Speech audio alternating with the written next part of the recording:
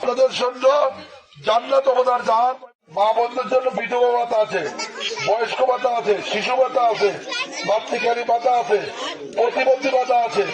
এগুলা কি আপনারা পান? এগুলো পান না। তারপরে জেলে কার্ড আছে, ওগুলো পাওয়া যায় না।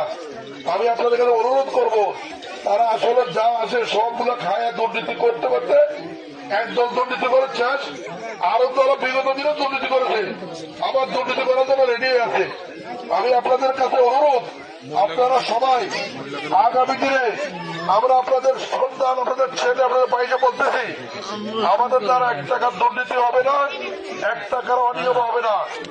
এবং আমি বলতে চাই, আপনারা যদি ইসলামের পক্ষে, কোরআনের পক্ষে দাঁড়িপাল্লা ভোট দেন, আপনারা কি কারণে সবের বাকি হবেন? এই দেওয়ার কারণে আপনারা আল্লাহর পক্ষে দিচ্ছেন, কোরআনের পক্ষে দিচ্ছেন। আপনাদের জন্য জান্নাত অবদার জাহান। আমি বলি, যারা কোরআনের বিরুদ্ধে ভোট দিবে তারা গুণাগার হবে, কারণ